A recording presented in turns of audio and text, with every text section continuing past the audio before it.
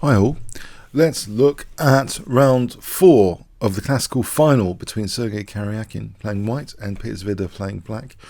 Now, if Peter Svidler could draw this game, he would win the Chess World Cup 2015 and get a big prize as well. But they both qualified, of course, now for the candidates tournament, which will help decide the challenger for Magnus Carlsen. So they both achieved that already. Now in round 7 it's the best of 4 games, so this is the 4th classical encounter.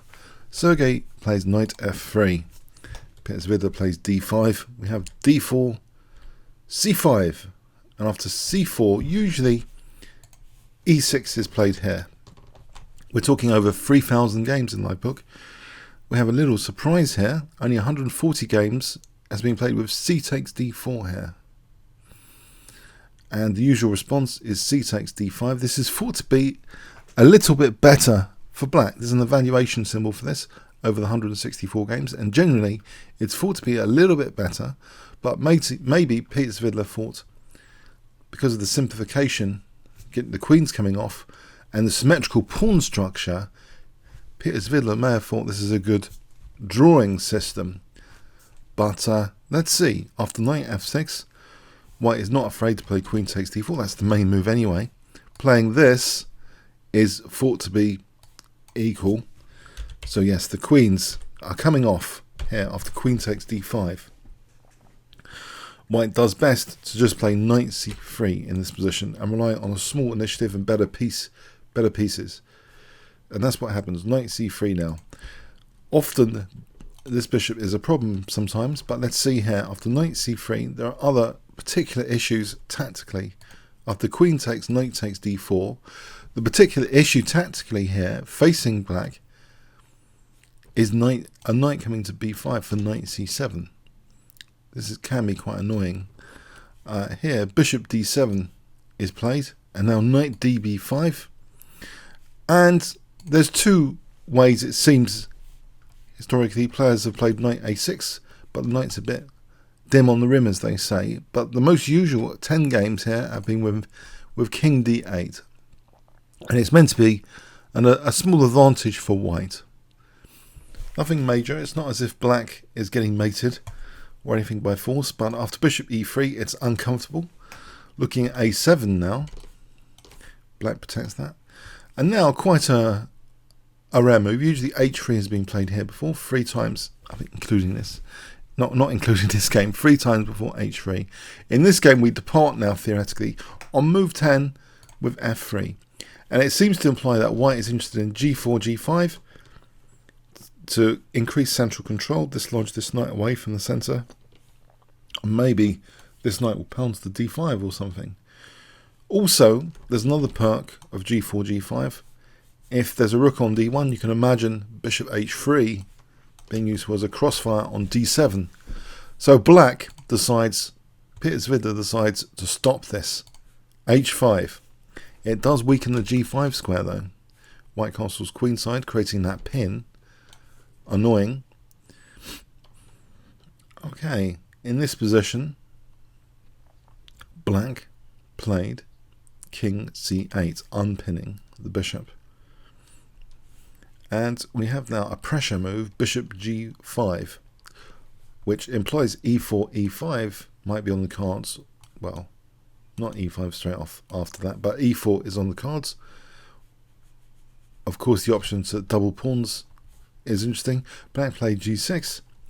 And now actually, maybe stronger than just doubling the pawns here, which gives black the bishop pair. It's not so clear. A much stronger move, it seems, positionally was played here by white, securing a nice advantage from the opening. Can you see what white plays in this position? If I give you 5 seconds, starting from now, you might want to pause the video.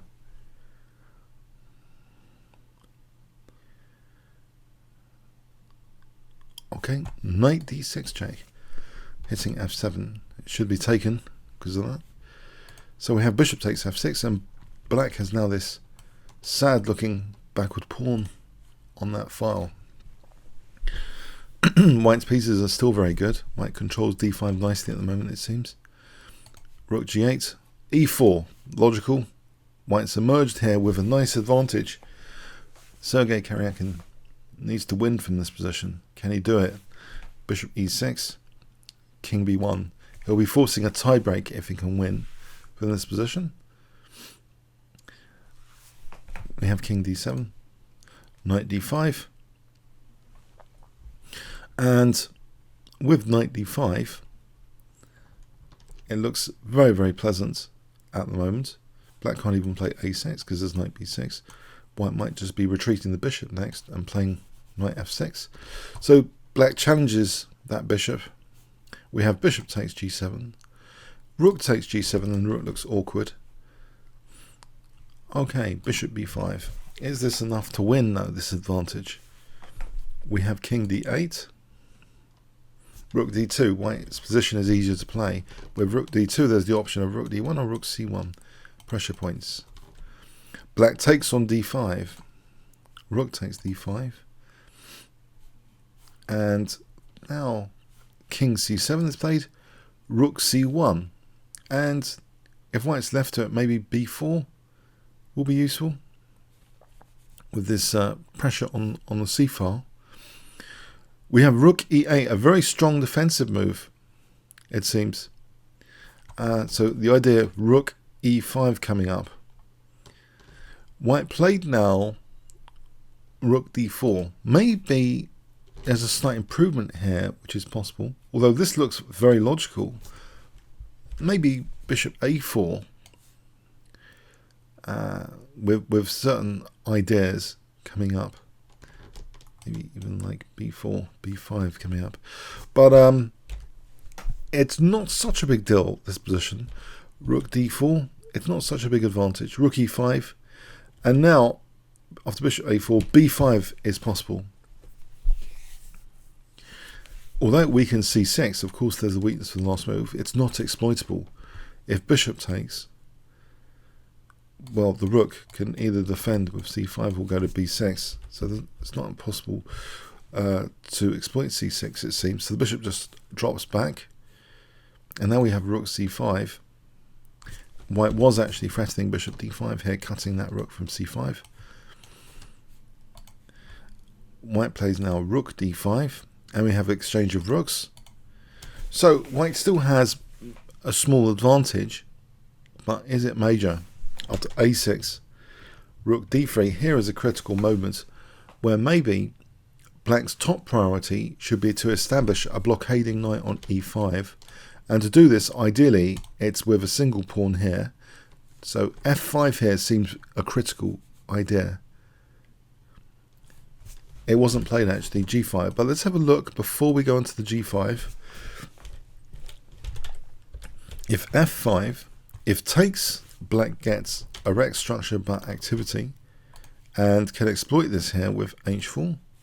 G takes, and now not rook g2, rook d2, but instead rook h7. And it seems, by my calculations, with engine help, that black is fine, nearly fine here. If you look at this position, it should be very difficult for white to break through. So it seems f5 is justified on e takes f5. And the other question about f5, if it's plausible, is if white simply plays king d2, then black does get this blockading point on e5, shielded basically by this pawn, and this looks fine. There shouldn't be any major problems here. A blockading knight on e5 is nicely perched, as happy as a nice parrot in a nice cage. It's nicely perched there, difficult to dislodge. I'm wondering why, and other people will be wondering why. Perhaps f5 wasn't played here. Seems the ripe moment to play f5. Instead, g5. Okay, makes actually f5 more difficult to play now. King d2, we have h4. Maybe black's idea was to restrain the dark squares and still put a knight on e5. So that seems logical as well. It's like a lockdown on the dark squares. But can white prepare later f4 slowly in this position? King b6, rook d3. You see, in this position actually, we should just say, after rook c3, bishop d5 was threatened. So black avoids the pin. We have some repetition to get to move 40 here. Now after king e3, f6 again. No, not here, not again. In this position, okay, it looks as though black's trying to lock down on the dark squares. Rook c3, bishop d5 threatened again, the king unpins. Yes. Harassment here to get move 40. Now after rook c3, in this position, knight e7, king d4. Here again, f5 in this position is almost, it seems, possible as an idea. For example, this position doesn't seem entirely bad for black, but black played rook h7, and now in fact again bishop e6, really looking to prevent f5. And this does beg the question, surely this dark square blockade can be lifted with g3 and f4 at some point. Rook h8, a3, restriction on this side of the board. Rook d8, rook c2, rook h8, rook f2. Yes, as if something is happening. Knight g6 preventing that. King d5 though. The king is an aggressive piece. Here, bishop f5. Check. And now rook e8. And we're reaching another critical moment of the game after rook e8, because in fact, hold on a sec, there was an option, instead of on move 44, rook e8, black had an important option here, it seems. So black had just played rook e8. Perhaps d5. It does threaten nasty d takes e4 check. If e5, f takes, king takes, d4, it looks as though black might be okay here. Example, rook d2, king c5. What's the problem? If g3, rook e8 check, yeah, seems okay for black. In another line here, if g3 here trying to improve things, hg, check, check, picks off g3, and that would make white's task difficult. This position, 3 pawns each, it's pretty difficult to win this, surely. But yeah, in the game we have rook e8, and now this g3 f4 plan really is alive and kicking. g3 is played with tempo, and white now simply snaps off on e6 and plays king d5, double attacking. He's winning that d6 pawn, so for the first time now he's a pawn up. And black may have been banking on this resource to leave white with just these double pawns, but white's king is more active here. F takes, rook takes, and there's a key finesse now. Instead of just taking on f6, that would be a bit difficult to win, I think. White plays rook f4, challenging the rook, evicting the rook from there en route to avoid this rook takes g4 idea. Rook e3. Now leaving that pawn, which is not too many squares away from queening. Check to the king. King f5 supporting the pawn. Yes, this passed pawn looks actually quite decisive now. Yes, it's making progress. After king e4, here black resigned. Yeah. Okay, yeah, the pass pawn will be winning in this final position. Let's have a look just to make sure, 100%, not just me saying that.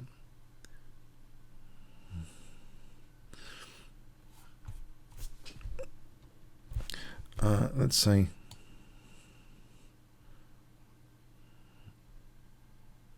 A5 is given,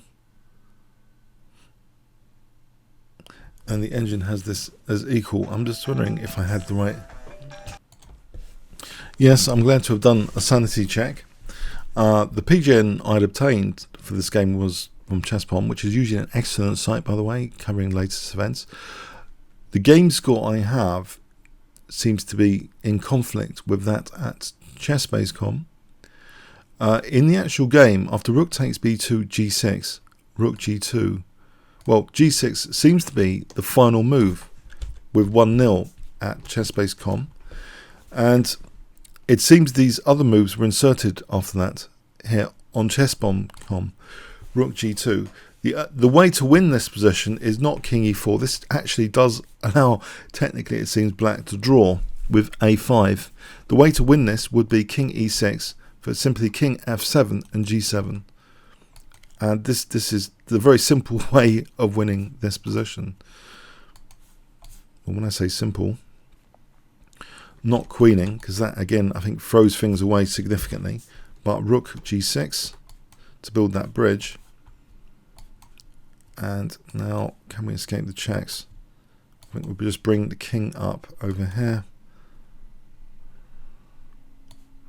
We'll first bring the king up to stop the pawns,